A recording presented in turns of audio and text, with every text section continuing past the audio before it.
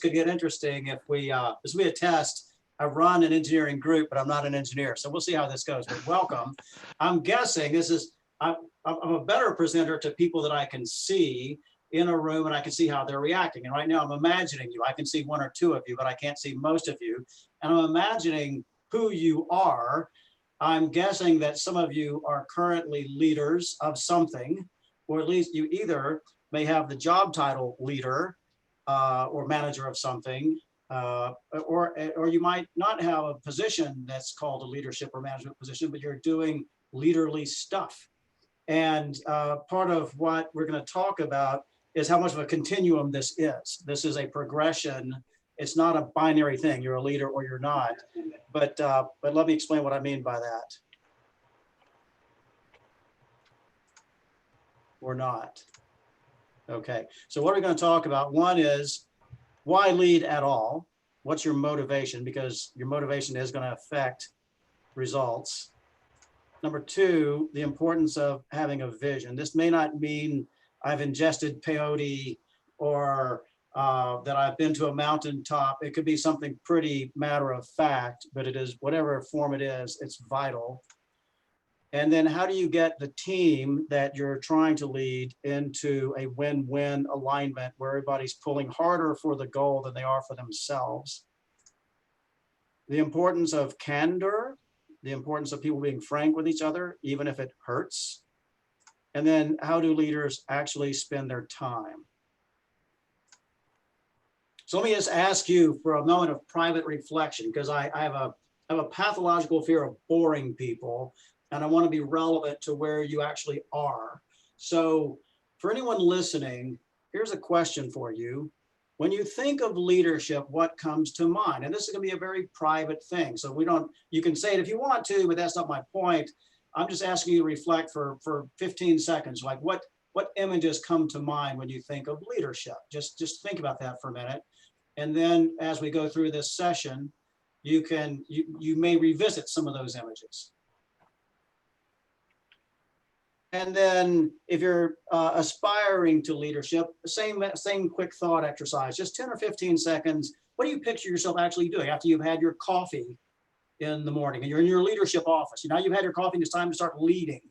What do you think you're actually doing? Just think about that for a minute. And then if you hold those thoughts, let's see if any of this discussion causes you to revisit those.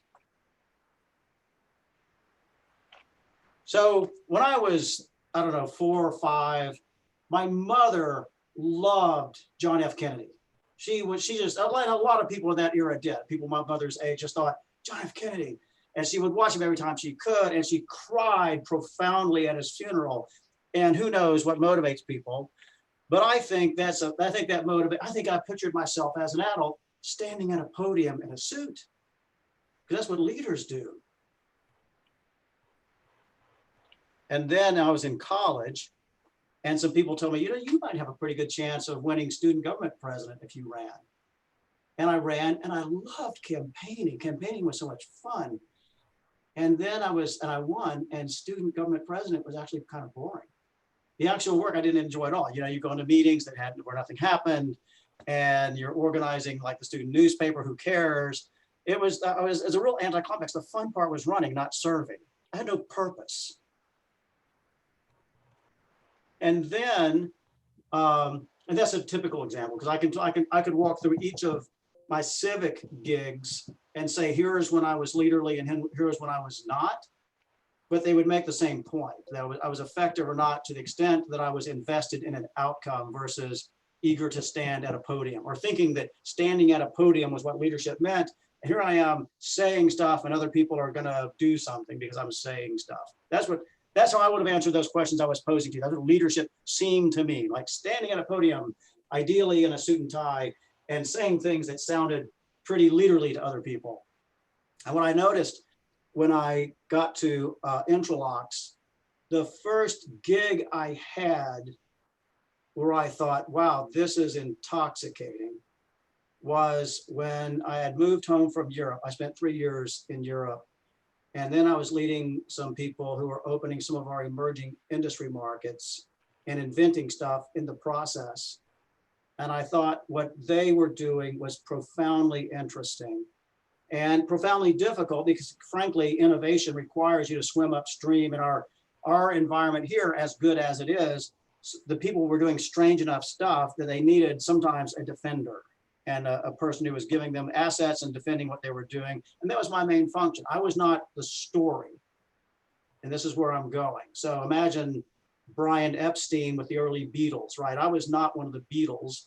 I was the nerdy, wonky manager, making sure they got the gigs they needed and the freedom to do what they were doing. And I was not standing at the podium, and I didn't care. I was so motivated by the outcomes that I said, okay, this is great. So this is going to sound a little, whoa, Landrum, making human life better. That sounds a little grandiose, but making human life better can take a lot of forms, right? It can take, when someone has just made your life better, it may not have been Mother Teresa, right? It may have been something who did something very practical for you in the moment. So this can take a lot of forms. And what you begin to notice is that is sustainable because it's aligned with others. And I'll get a little philosophical here for a minute. Don't worry, I won't stay very abstract, but if getting what I want is at odds with what other people want, if all I'm doing is competing to stand at a podium, lots of people want to stand at the podium. So now I'm in conflict with other humans, I'm in competition with other humans, and for me to win, they have to lose. If I'm actually making life better for other people, then it's a win-win environment, and that's sustainable.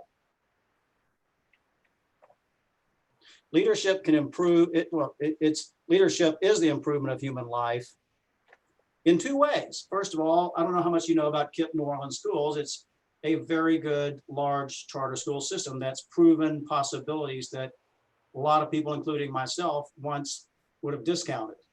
And that's amazing. It's inspiring. But what's also happening is it's not just the outcome, not just the outputs. It's not just the people that are benefiting from the activities of the organization. It's the people in the organization who have this profound sense of purpose. And even when they're overcoming and grappling with a lot of hardship, it's not always pleasant, but they'd rather be there than playing golf because they have that sense of purpose and they find themselves growing in the process, which is very satisfying. When you look at a really well-run organization, even take 5 Oil Change. I don't know if you've ever been there. And not only, it's always a pleasant surprise. It's faster than you would have thought. They give you more things than you were asking for. But the workers there look proud of themselves. They're people who look proficient. They know what they're doing. They have a polite swagger like, okay, now you're ready. That's very satisfying to be in an organization that's working well, that's well led. So why care about your motive? You would just say, well, I aspire to lead. I would ask, lead what? And why? Because it won't be sustainable if it's not aligned with wins in among your beneficiaries or among the people in it. Think of the original mission of the Young Leadership Council, which I think is still the same. I think they use the word organize and direct the energies and talents of young leaders in New Orleans. I think that language may have changed a little bit, but the point is you're finding ways to let people find themselves to impact the community and to grow in the process. So both of those things happen through the activities of YLC. Andrew may not know it, but he's getting bigger. This very moment, through all the challenges he's overcoming and helping me understand Zoom, he became a bigger person 5 minutes before this show started. And he'll tell his grandchildren someday. So a working definition of leadership, how about seeing that life improves through the efforts and abilities of others? Now that sounds a little bit like Tom Sawyer, right? The famous guy who got all his friends to paint he didn't want to paint the fence, so he got them to paint it for him. So that sounds, no, it's getting it done through the efforts and abilities of others, but in a way that makes things better and in which the people that you're getting it done through actually sense a win for themselves. And at our company, we say that a leader's job is actually to create an environment where self-managed people can flourish. And flourish means both of those things, affect outcomes and find themselves getting big rewards in the process. Okay, that's the first section. And you might say, "Oh, that was a long time on that first section. Now you got a lot of sections here, and you've only gotten through one." You're right. I confess, that's all true. The others will go a little fast. I think the setup here is pretty important. I think how you're thinking about leadership will affect everything else. Everything else flows from it. So when you imagine yourself leading, this would be a self-audit. How do you define the win for those that you lead and for those whom the organization is serving? So that if you're in a leadership position now, hopefully you have a good answer to those questions. It's a clear answer and it's a compelling answer.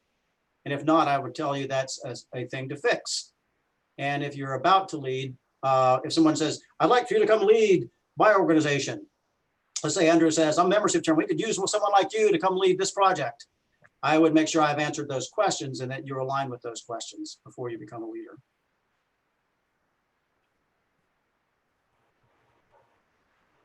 So we talked about vision, right? And again, you may be like Moses. You brought home the stony tablet. Sounds kind of grandiose. But what we're talking about, it doesn't have to be grandiose at all.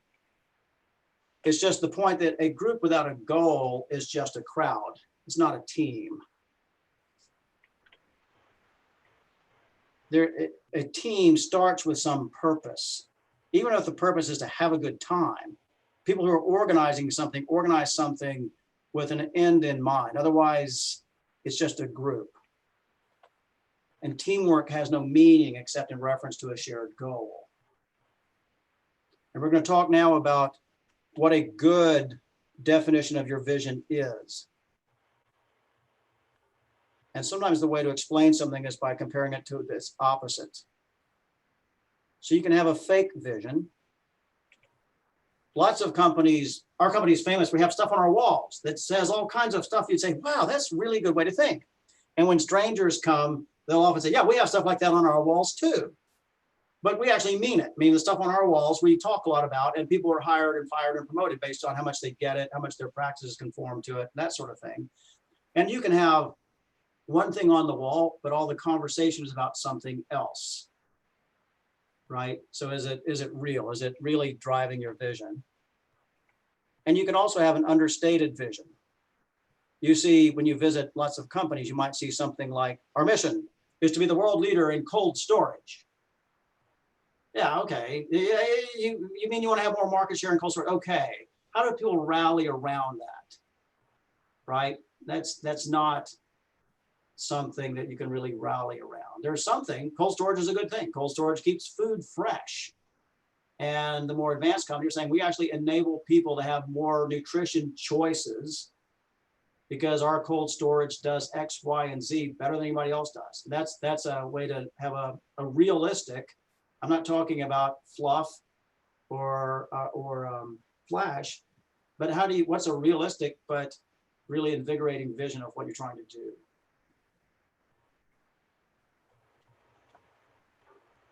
So in the Interlocks New Products Development Group, every time, let me just tell you quickly, we sell tools, right? We're selling conveyor belts and a lot of affiliated other things to our customers who are in food processing or logistics or that sort of thing. And every time we have a transaction, it's a win-win because we're making money.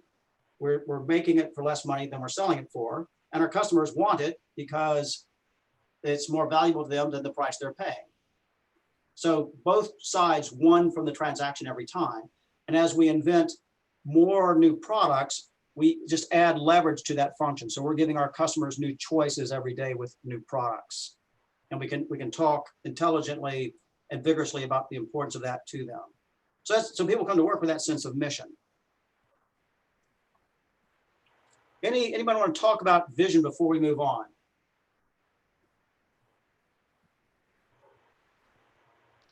Any questions there for vision?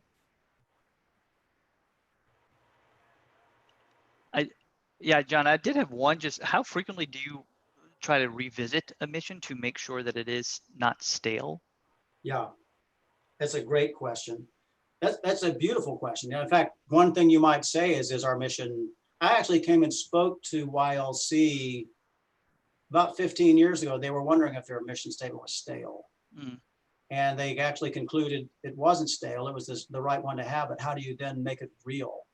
So I would say when you see a loss of motivation in your group, when people are starting to lose their fire, is it because you're not thinking, are you calling it to be the world leader in cold storage, or are you really thinking about what's possible? And have you made it real to the people in the organization? That's a very good question. Thanks. So Andrew's winning the question contest so far. Yes. And I bet there's some pretty competitive people on the phone who may want to rival Andrew with some good questions now or later. And by the way, I've already seen these slides. I like to go through them. I go through them kind of fast. I'm trying to be on time, but feel free to ask questions at any point of this. And Andrew, I think, knows how, or Ashley knows how to take your questions. So feel free to engage. This is for you. It's not for me. Okay.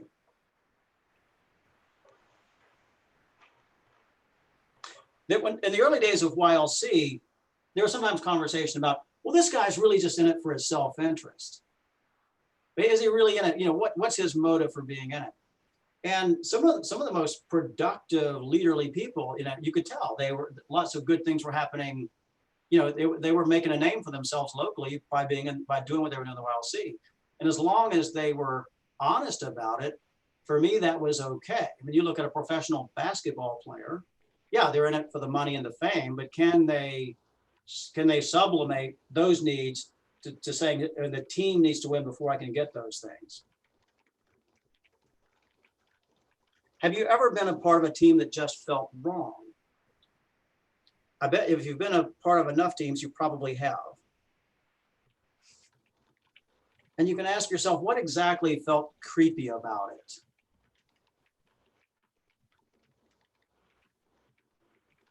Or you just knew it wasn't going anywhere. And what did you think was the cause? So I'll invite you to, if you've actually thought of a real team that wasn't working, freeze those thoughts. Freeze, what was the team? It's private. What felt wrong? What do you think was the cause? Freeze those thoughts. And as we listen to more of this, we'll see how you evaluate that, because I think there are a couple of categories we're going to talk about that may be behind it. So does every member of the team see a personal win from reaching the goal? Because if they don't, you're going to have some of this tension showing up. Yeah, as we said before, it's okay to join a team because of self-interest. But what are the transactions inside the team? That's the question. That make sense? Are we competing for space? So how many of you are watching this thing about the Bulls, the Last Dance? Well, I'm watching, I'm having a ball, but I'm so old. I also have a crazy crush on the 1980s Lakers Celtics rivalries. And I was always for whoever had won the least recently, that's the one that I want to see come back. And I read twice Pat Riley's book, Showtime, after the 87 season, I think it was. And he talks about how the hardest thing in a successful basketball team is keeping that sense of everything we just talked about. Because as you get success, people start more and more to keep score. So some of the most fun days in the Young Leadership Council were those very primitive days when everything could have gone haywire. Everybody's saying, how do we make it not go haywire? It was hard to know who was going to rise, who wasn't. And it was what Pat Riley called innocent climb. It was too early to keep score because nothing was there yet. And he said the most dangerous team, I mean, they obviously had their rivals. They were afraid of the Celtics and then trying to make the Celtics afraid of them and vice versa. But the other dangerous teams were the nobody teams coming out of nowhere with young players where nobody was keeping score and they were just playing their hearts out in a real team environment, that sense of innocent climb. So they'd overcome that win-lose transaction or hadn't even gotten to the win-lose transaction yet. So that's an interesting thing. And it may go back to your other question, Andrew, of when you don't see that, when it's starting to be, the conversation starting to be about me and this and the politics as the organization lost its sense of innocent climb. Here are some tests. I just talked about one. Is what are people talking about? So one of the things we do, Andrew, in answering your other question is we talk about when we're on game, we talk about the end in mind a lot. We start most of our meetings saying, everybody remember the reason we're here is this. I would say, by the way, we did not do that well when I was on the board of YLC. We might have been a better organization if we'd started every meeting reminding ourselves, look, the reason we're here is because to organize, direct so that the city gets better and so that people get better. And that's a big deal because if we had started every meeting with that, we might have been better. We weren't bad, but we might have been better if we had done that.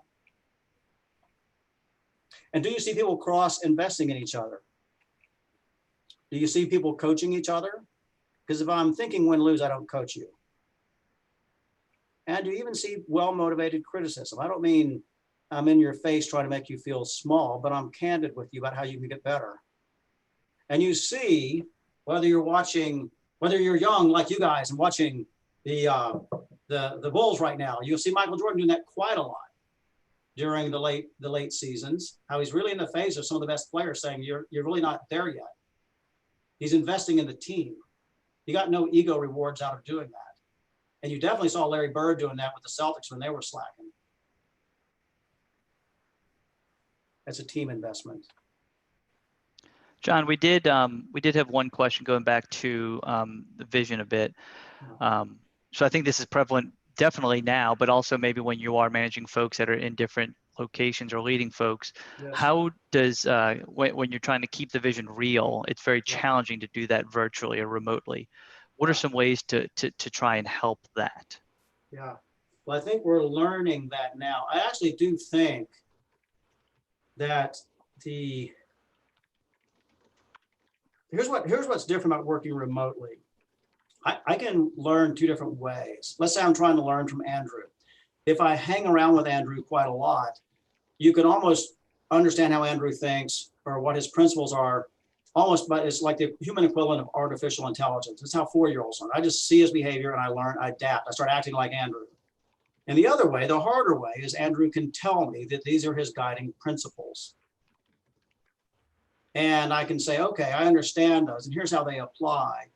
And as I get more distance, that second method of understanding you gets more important, Andrew, because I'm just not with you all the time anymore. I can't just observe you and say, okay, here's how Jay LaPera would act in this situation. Here's how Andrew would act in that.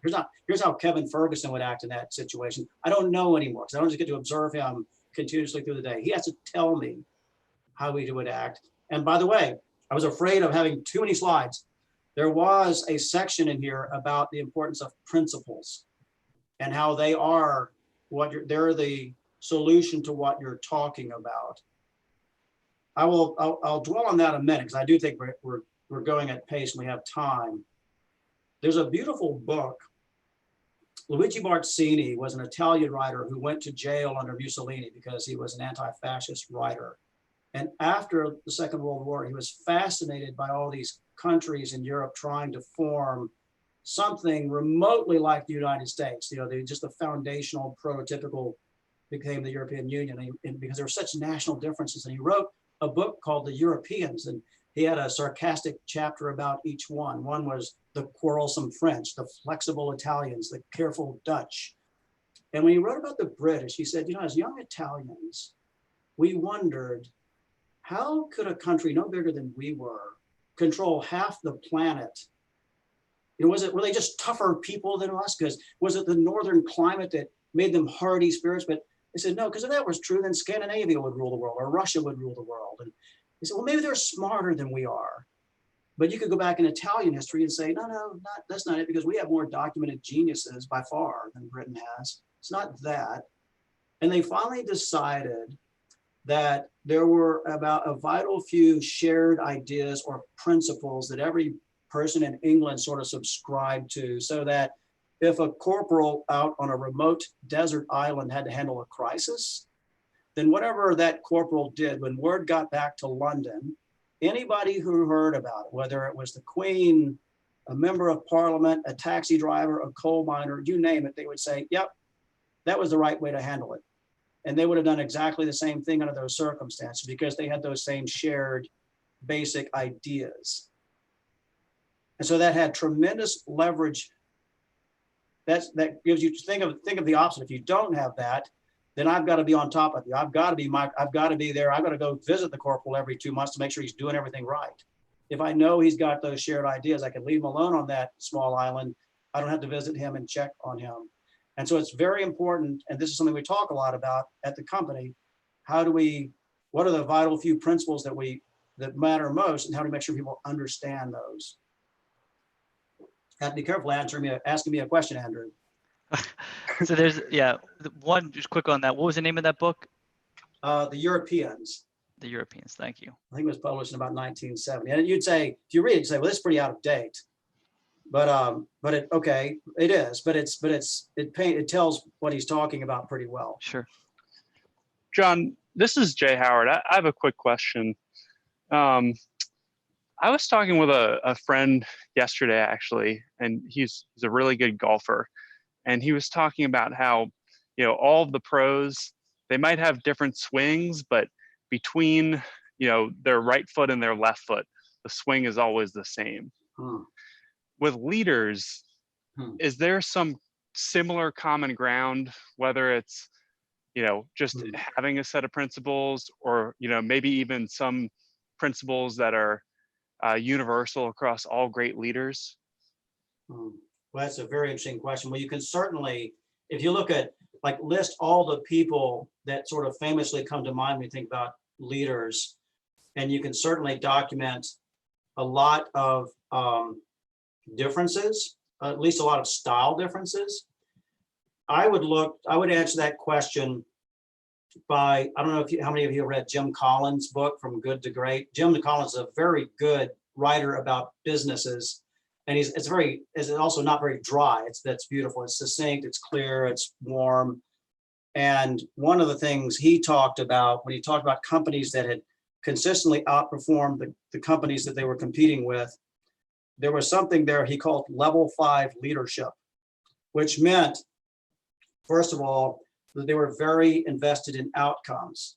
It was personal humility and professional will, meaning they might not be, in fact, he makes it very clear, they weren't necessarily flashy guys at the podium or even necessarily very good public speakers. And they might not even be interesting. They might be mostly, mowing their 5 acres on a weekend. But these people were just very invested in make sure the right things got done. So I think if you read Drucker's The Effective Executive, he would say they get the right things done, but there are a million ways to do that. So Jay, I think if you say what is between the right foot and the left foot of a leader, he may find a way using his own personal strengths and making allowance for her own gaps to say, I'm seeing how this gets done. Does that make sense? I'm letting it get done. It's getting done on my watch. In that what gets done, I guess, ties back to Yes. clarity of vision and making sure every action, feeds the machine in the right way. That's exactly right.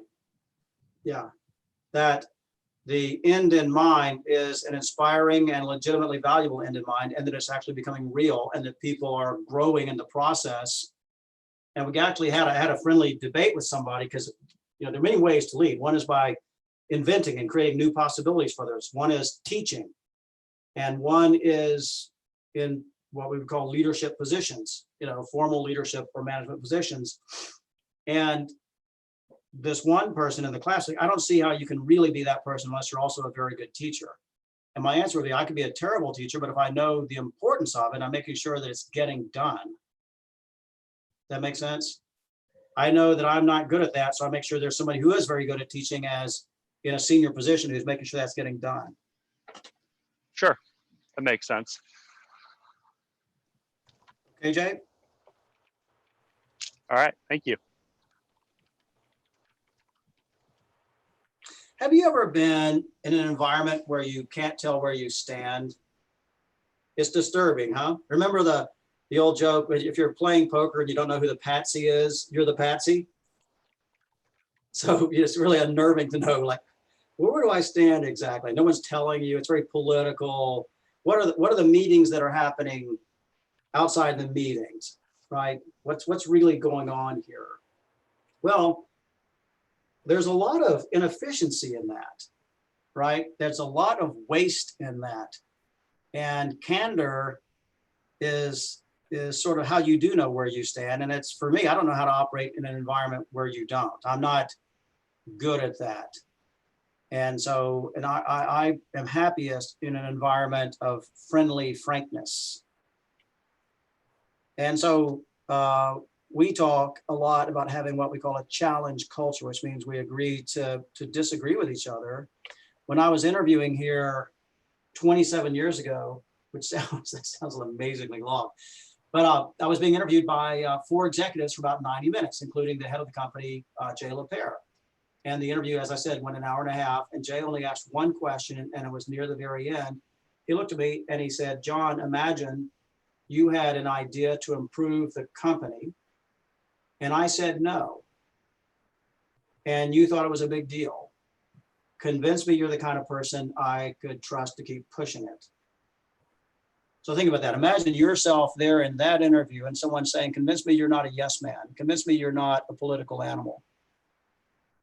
What do you think is your reaction to that? What is the impression you form from being asked that question by the most important person in the company? What inferences do you draw from that?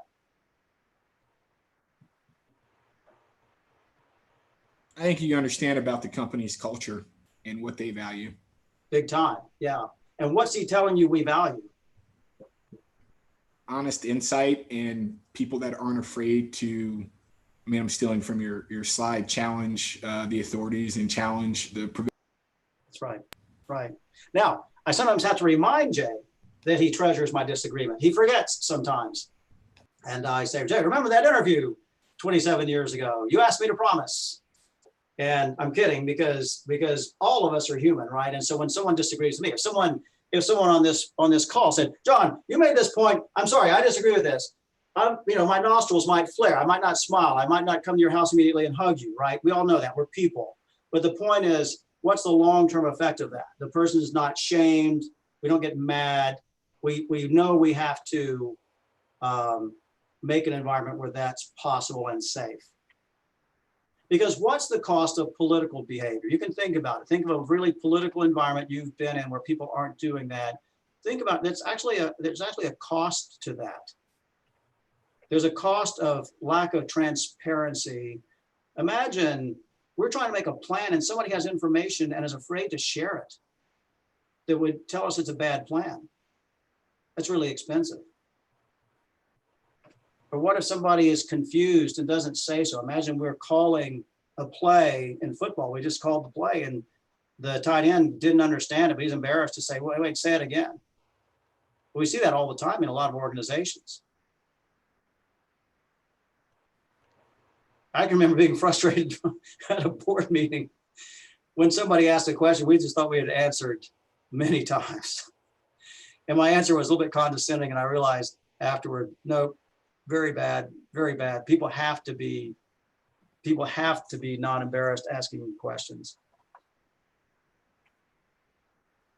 But how do you think we leaders can inhibit that kind of integrity? Have you ever made somebody feel small when they said they were confused, even if you weren't trying to? Did you look exasperated and did you ever handle disagreement badly when someone challenged your views, right? And if you're the boss, that can be pretty scary. So what are some tests? How would you know if there's a lot of oxygen in the room?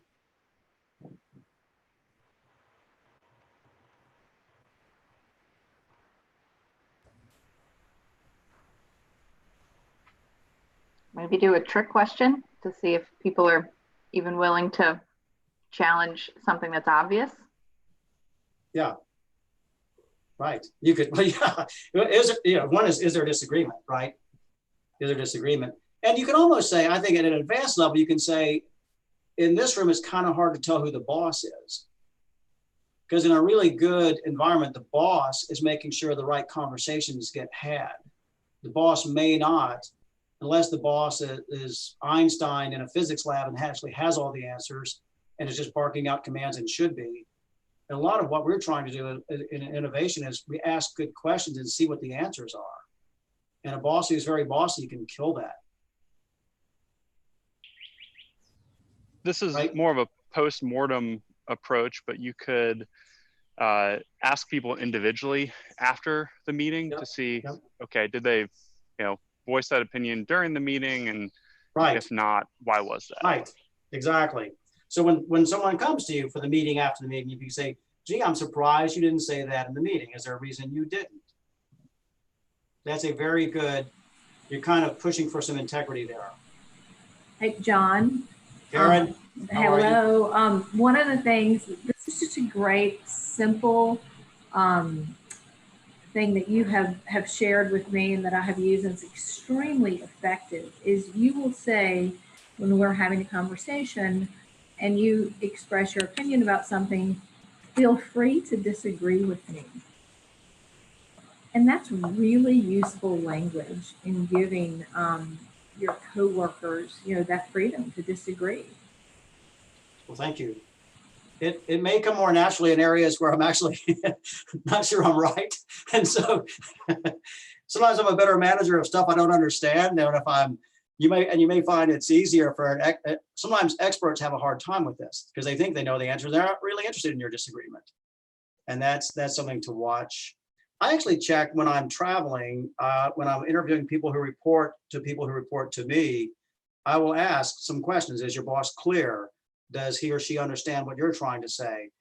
Are you comfortable disagreeing with that person? And sometimes people will give you a false positive. They may not be, and they're afraid to say no. But what you've also done is plant the seed that you're supposed to be. Does that make sense? And then those are the remedies. We've sort of covered the remedies in the when I put too much energy into a disagreement, I know it, and I approach the person later and try to say something like, look, sorry to say something curative. It's extremely important that you not, if you actually have conviction about this, it's extremely important that you not back down. Because I know even if I can be invested in an outcome, I'm more invested in the environment. You have to be. So you've got to keep fixing the environment when you've been, I'm a recovering litigator, right? So I know how to be aggressive when I have to be aggressive, and you really got to not be that person if it's going to make people self-conscious. Okay.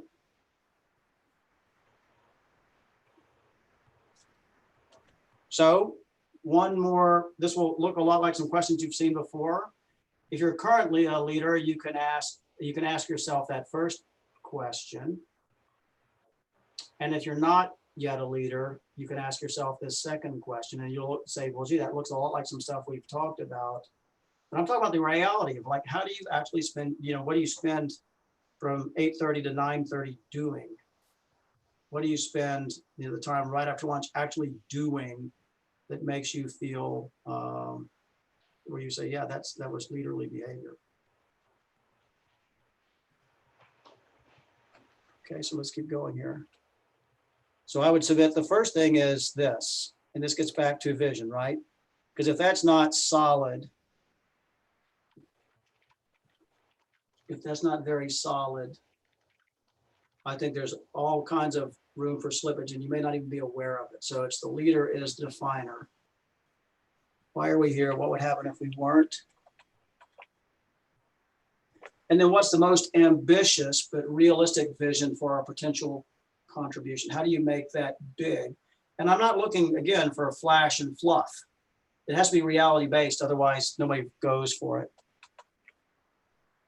And then the question is, this may go back to Jay's question, are you good at that? But if you're not, can you make sure the discussion gets had? Because that's what happened when I went back to the YLC a few years ago. The leader then felt that she wasn't good at that. So she invited somebody to come lead that discussion. And that's leadership too. That makes sense? She invited somebody else to come stand at the podium, but there was the leaderly habit to make sure the discussion got had.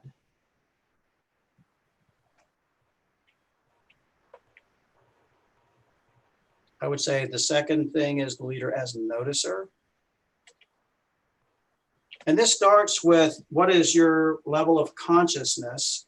You know, there are all kinds of things that are just implicit in our minds. And then we think those implicit things have to be obvious to everybody else because they're just intuitive to us. They must be, we don't need to talk about them. But if you say, it's very important that I'm aware of what are healthy behaviors and contributions and what are the unhealthy behaviors and mindsets. I have to be mindful. I have to have an awareness of what those are in my organization for good things to happen. So the first thing, if you're going to be the noticer, is that you've got to know what you're supposed to be noticing. And then what are your sense organs to notice both? Are you one of these absentee managers who thinks everything's okay? Yeah, this is all important, but I'm trusting everybody. It's okay. Do you have good sense organs to know if that's actually real, if it's happening? You can do there are all kinds of ways of doing 360, talking to people, noticing. And by the way, you're going to notice less if you're dominating the conversation, right? So part of the art of noticing is being quiet. And that also correlates with some other things we talked about earlier, knowing when to be quiet. And then what are you saying in real time about those things? As you notice, are you saying something? Who knows who Don Shula was until yesterday? He was the iconic, once the coach of the Baltimore Colts, and then the coach of the Miami Dolphins. And he was a very famous coach. I think he was the winningest coach in NFL history. Kevin knows all this stuff. Kevin, don't let me say anything that's not true here, or else let me say it. Either way, you decide. Anyway, one of his famous quotes is, "I never wanted to be accused of not noticing." And this is what he meant. That's what he meant, what we were just talking about. Consequences. So there's all kinds of stuff we can say, right? I can tell you about all the beautiful things on our wall, but people quit paying attention to it. They don't believe me and they quit even listening if nothing flows from it, right? So if we're talking about this, that, and the other, and nothing good happens, we make a plan and it's not working. And we keep charging the same hill and it's not working. Sooner or later, people say, John, I just don't trust you as a leader, or something's not right here. You can keep saying what you're saying, but the dogs aren't eating the dog food. You know, we're not, the enemy's not surrendering. Whatever our goal was, that's never happening. You keep saying the same stuff and nothing good is happening. So you got to be saying, what is it when things aren't going well? What does that imply in terms of what we should be talking about? But also, if I say these are the behaviors we value, and people who don't follow those behaviors I value never see consequences, good or bad, then my words. When you look at a cynical environment, that's often why. Look at a company where everybody's standing on the water cooler joking about management. It's usually because of stuff like this. One thing's being said, but you can tell that people who are rising and falling, they're rising and falling for different reasons than what's being said. So are you willing to lose people who don't fit? I remember early YLC days, you'd have a project leader who you could just tell not only wasn't effective, but was actually in some ways unintentionally hurting the culture. And the tough leadership in those days would say, sorry, we got to make a move. It was as friendly as you could make it, but it was done. John, I think this would be a good opportunity to bring up one of the questions Kevin actually had. So the question is that I guess to frame it, he's been part of a team where it's a mix of sales and service, customer service, meaning some members benefit financially from the goal and others do not. Is this an optimal setup? Is there a way to improve that? Yeah, it's compensation theory and practice is so amazing. I mean, you can say, imagine if I mostly pushed the Dell insignia on my laptop, the more times I push that, the better off the company is, and nothing else matters. Well, they could give me a penny every time I touch it, right? I touch it a lot, and everything would be perfectly aligned. Most jobs aren't that simple, right? So in sales, you typically get a commission because it's aligned enough. That's the main thing you want sales guys to do, but that can create some perverse incentives in terms of, am I am I still aligned with the overall company? Am I discounting when I shouldn't be? What is it that I'm, how well has that system? Am I taking calls from people I could have helped, or am I all about my commission? So that's always a tricky thing. You want to have clear line of sight. For a manager, for example, there are hundreds of things that the company could value in my behaviors or activities or consequences. And so it's a very subjective bonus, paid from the profit pool. And so I don't know that I can give you a good answer, but I would say when you see that lack of alignment we talked about in area category 3, that's often a reason that the compensation, and even the unspoken compensations can do that, because in our company, the plastics group, the assembly group, they're not paid, they're measured very much, and they talk about efficiency. And the new products, I'm introducing strange new stuff that disrupts that efficiency. And if all I'm thinking about is new products, I can get pretty upset with those guys. And if all they're thinking about is their efficiency, they get pretty upset with me. But we put that pressure, how do people measure themselves? When you look at humans that are misbehaving or behaving, you could say that's a function of how they're measuring themselves very often. And so what is it? Whether it's the compensation or what's the implicit measure behind that, and how you get behind that? That's one of the reasons you have to talk about principles and global ends in mind. So if you say, we are trying to change life as we know it through this meeting, we're trying to get effective COVID masks to this category of people as fast as we can, as sustainably as we can, as cheaply as we can. That's a noble vision. How do we all rally around that? And does the compensation system lead to that or not? Kevin, that's a long-winded way of saying, I'm not sure. No, that helps. And I think, look, there's no silver bullet for a lot of these challenges. I guess one thing I would ask, because I have some leadership roles at work, but more of it outside of work. Yep. Is there some advice you can lend maybe to some of the other folks on this call like me that, while they may do things outside of work that involve greater leadership, how do they more from the middle at their jobs increase some of these principles and these feelings we're talking about, even if we're not the ones ultimately creating the culture? Yeah, that's a great, I think modeling it and hoping you get noticed in a good environment, that can be enough. I mean, if you say ultimately a good owner and that owner's lieutenants are motivated by honest self-interest, ultimately. Ideally, that's what you want. And so is it in their self-interest to notice what you're doing? Is it good for the company? Because if they're enlightened and have, good sense organs, they're noticing you, and hopefully they're incentivized to keep you there and to promote you there. And if you're in a culture where that's not true, that's a good signal to go. And every culture is, it's not a binary question, right? Our culture is not perfect. Our culture needs a lot of improvement. We just need less improvement than a lot of other cultures.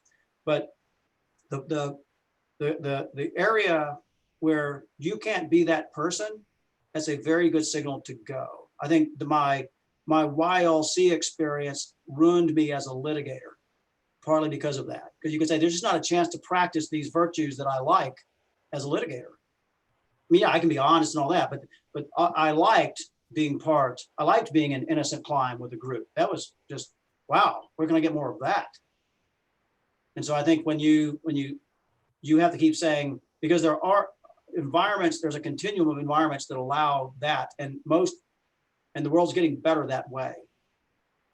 So I would think very selfishly about where's the best place for me to put myself. Any more questions looming, Andrew? None in the chat. Here's a paradox. The person you want to have a beer with when this day ends is not necessarily the person you want to be your boss or to take you into hard places. And you're going to follow somebody that you trust. And that oftentimes has been a person who's been bone honest with you, even when it was painful, even if as long as they were polite about it or win-win about it. And so how do you build trust? It's from that consistency. If you're somebody who says one thing and does another, says one thing and rewards another, you lose trust. So leaders are always invested in creating that being a trustworthy person in that sense. So trust, you can say, what does that mean? I don't steal, I don't lie. Well, sure, at a basic level, but at a more advanced level, it means this stuff. I tell the truth as I see it. You can, if I ask you a question, you're not shading, I know you're not shading the answer, you give me the thing as you see it best. You confront bad behaviors, and I defend the unpopular. You see somebody in a board meeting who's getting discounted and may have a good idea, you say, wait a minute, I want to hear what he had to say. That creates trust. And at the same time, this may sound contradiction. How do you do all those things while remaining empathetic? Well, there's some, maybe you're not a jolly person. Maybe you're not the sender of all the Christmas cards. Maybe you're not the first person to call in hard times and offer this. There are actually techniques to give people what they need. One is that people in your team feel heard. So that even if I disagree with you, I can tell you what your position was. And you'd say, yeah, that's a good way of putting my position. I don't have a sarcastic, imagine, you guys are probably too young and too smart for this, but in my generation, 40-year-olds at parties and dinners, we start talking about politics. And after a few drinks, you know, I don't remember a single time, nothing good ever happened. There was no one ever said, wow, that sarcastic comment about my deeply held beliefs just changed my mind. Thanks a lot. Because people were not seeking to understand. There was no investment in actually learning something. It was just exchanges of grenades. And so we eventually quit, right? Now that we're 60, we don't do that anymore. But anyway, so where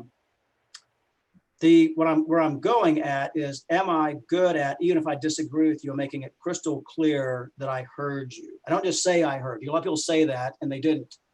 Oh, I heard you. I hear you. And I'm really just trying to brush you off and get on with what I'm trying to say. But I actually understand your point and I have a good answer to it.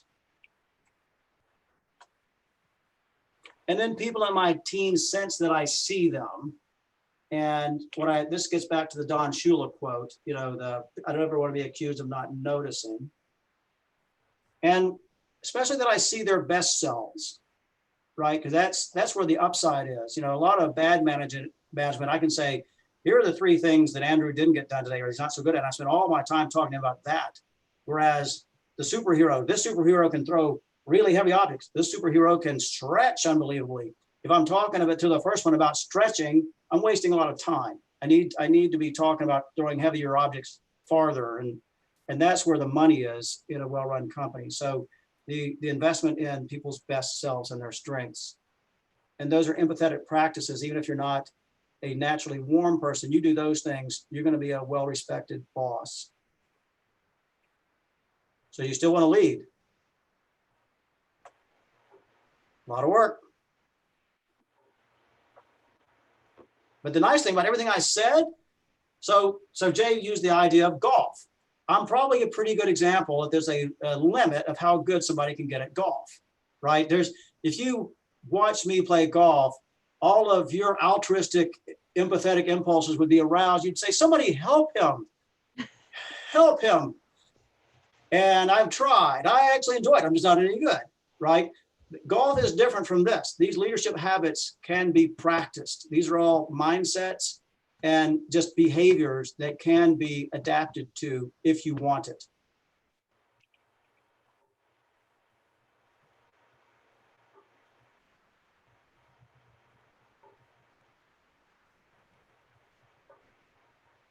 And as an old person, I'll tell you, I find it more fulfilling than trout fishing or golf, at least for now. And that's why so as frustrating and as hard as it can be, it's a good gig. It's how you get bigger. All right, best audience ever. Can't imagine a better audience. Done this in Vegas, done this in Monte Carlo. Never had an audience like this. Andrew, what a host you are. Thank you. Appreciate that. We do have 1 or 2 minutes just to squeeze in any last questions for John here.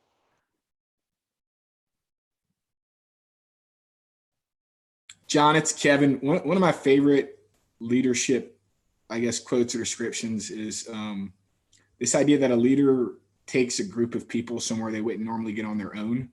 Yes. That, you know, if there's a parade going on and everybody knows the route, you know, standing in front of it doesn't make you a leader.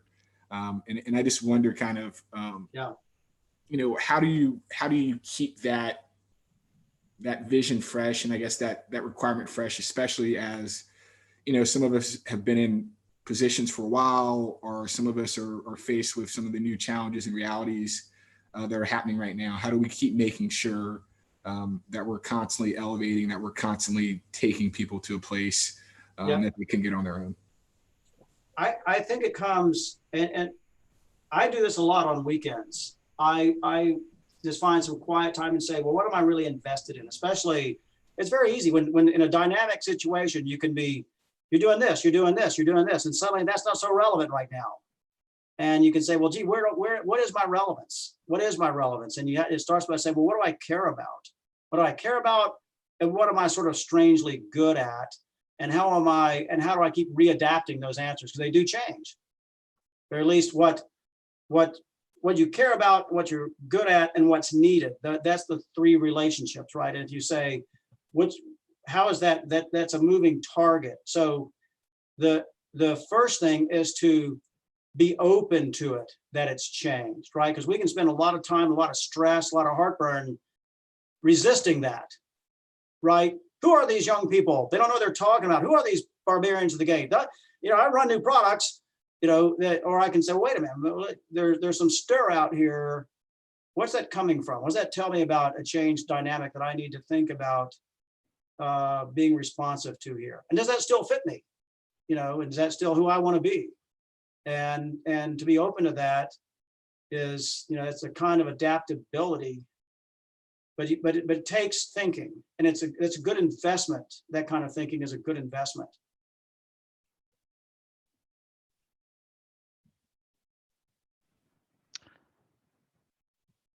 All right.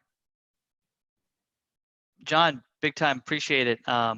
I know that I certainly have learned a lot going through this, and I think everyone else has learned a lot as well. Is there, I guess, other ways for folks to learn? I know that you have a podcast out. You want to touch on that real quick?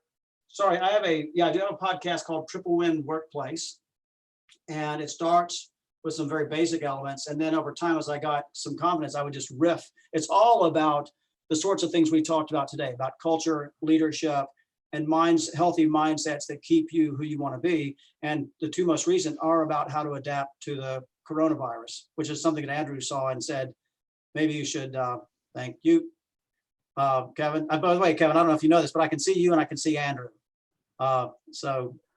Anyway, and the episodes are different enough, and they're all very short, by the way, because I told you I have a pathological fear of boring people. So if you go into it, you won't find them very long, and you might find they're different enough. Try a few before you give up on them. Great. Yeah, and if anyone else has any questions for John, feel free to email membershipvp@wildseanola.org, and I'd be happy to kind of facilitate any conversations there. Yeah, so with that, appreciate everyone for joining. John, thanks a ton for doing this as well. Thanks for your leadership. YLC is a big deal. Keep it going. I mean, if you're doing the mission, that's a big deal. It may not be visible to you, and that might be something, how do you make it visible to you? But what you're doing is a big deal. So hats off to you all. Good deal. Bye. Thanks, everyone. Thank you, John. Thanks, Andrew. See y'all. Bye. Thank you. Thank you, John.